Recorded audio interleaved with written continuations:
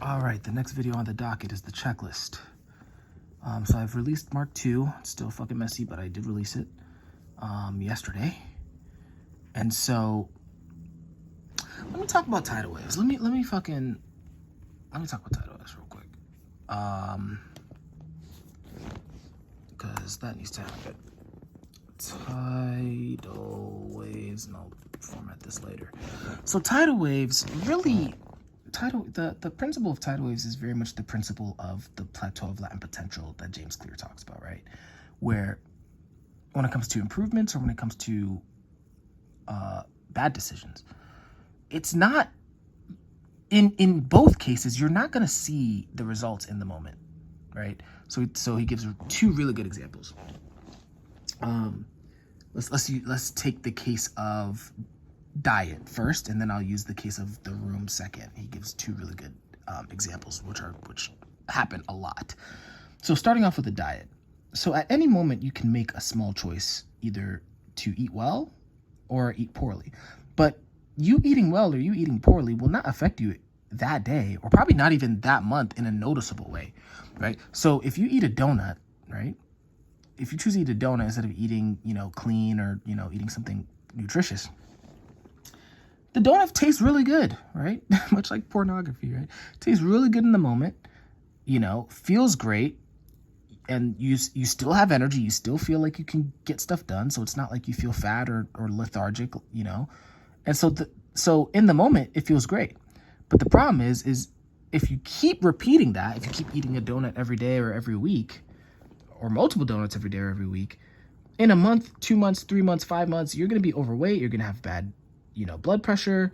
Your brain's not going to be working effectively. Your mood's going to be lower. So even though in the moment it tasted great, in the long term, it fucking ruined your life, right?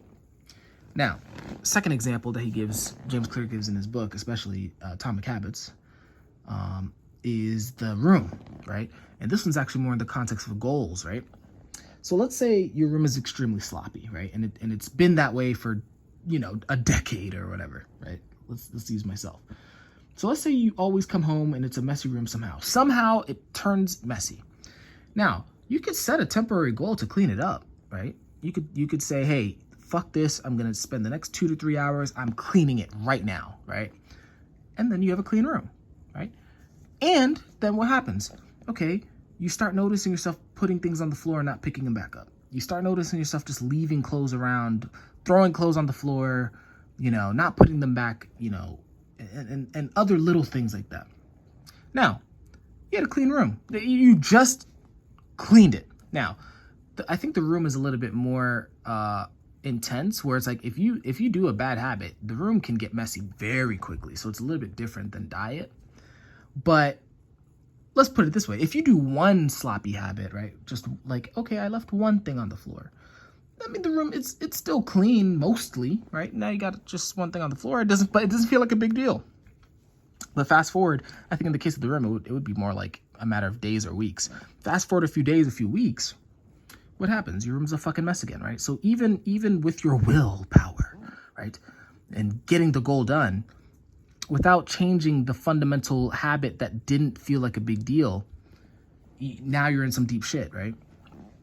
And so this principle, James Clear calls it the plateau of latent potential, where tiny improvements or tiny bad decisions or tiny mistakes, they don't do anything in the moment, and that's why most people don't take them seriously, right? Who cares if I just eat candy this one time? Who cares if I, put one thing on the floor? It doesn't matter.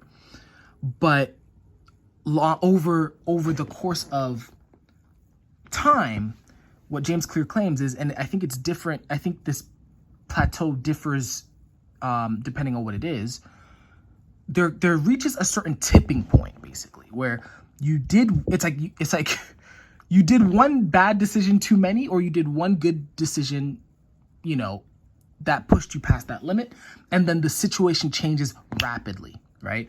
So this is the difference between, when you're eating that donut, it's fine for a while, but then once you pass a certain point of that habit being consistent, it then becomes you're overweight, you're in bad shape. He uses two other examples from nature that really tie this home. The first one is the plateau of latent potential in terms of ice, right? Melting ice. So apparently, I think this is in degrees Celsius, but don't quote me on that. In the book, he claims that the melting point for ice is 32 degrees. Now, the problem is, you know, you can get your temperature up to 31 degrees with ice and it won't melt. But that difference between 31 and 32 is the difference in melting, right? And so he uses that analogy in the book saying, hey, you know, people who complain about not seeing progress is a person complaining about heating the room full of ice to 31 degrees Celsius, right? It's not like the progress wasn't there. It's just that you didn't pass that plateau in which the ice would melt, right? You have to just do a little bit more and it'll melt. And then the second example he gives from nature is bamboo.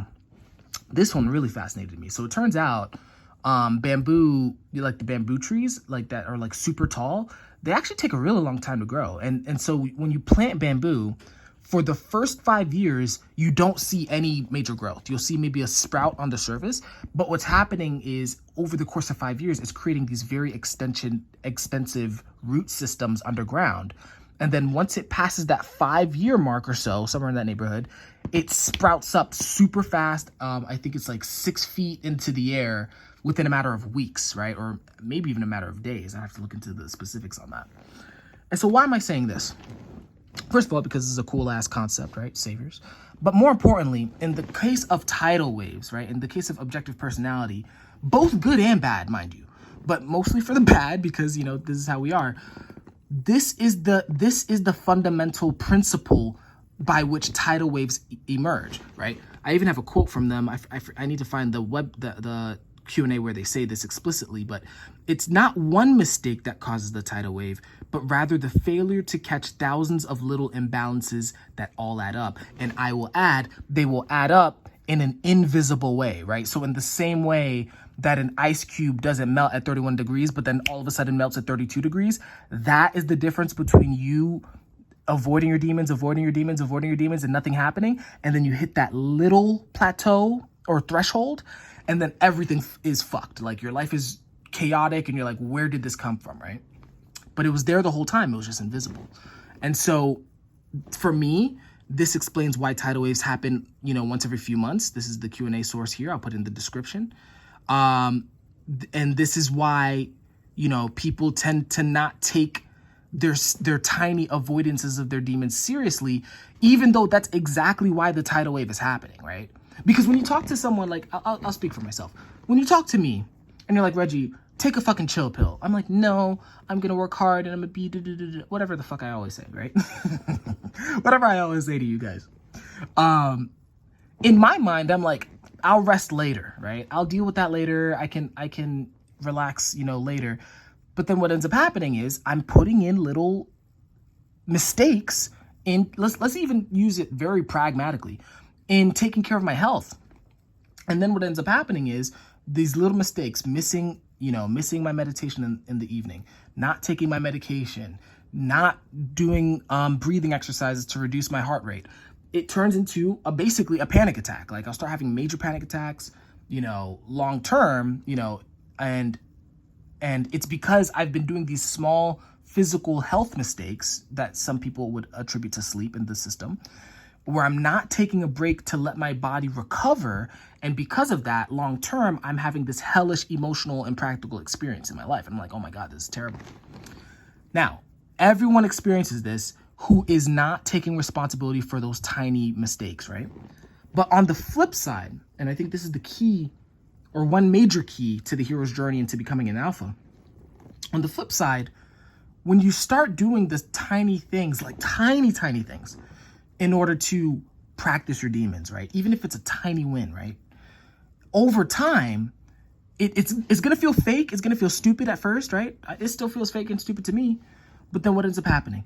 You hit that threshold one day, and then all of a sudden, not only do you feel like your life is improved, but the outside world starts to reward you in this unexpected way for doing your demons, right? You know, a great example.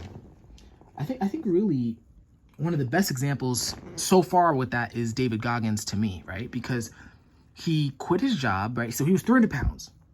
He quit his job and then slowly chipped away at becoming this new identity. And fast forward, what, 5, 10, maybe even 15 years, he has a bestseller on New York Times. He's sold definitely over 1 million copies, so he's rich. On top of that, he's in the best physical shape of his life, right? Fucking yoked, right? On top of that, it's like, you know, now he has a platform of millions of people where he can now influence millions of people. But you know, about a decade and a half ago, that dude was overweight. You never would have listened to anything that guy said, right?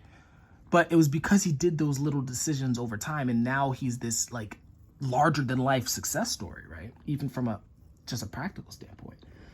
And so that's all I have to say. I am going to start building that into this checklist because I think it's just a good warning, especially for people who are trying to use OP for more so for self-growth as opposed to just typing people for fun. And so that's really what I'm going to do. But I did want to talk about that today. Hopefully this made sense. I know I tend to ramble, but I do think I'm going to queue this up because this is going to be something I'm going to add to the checklist over time, slowly.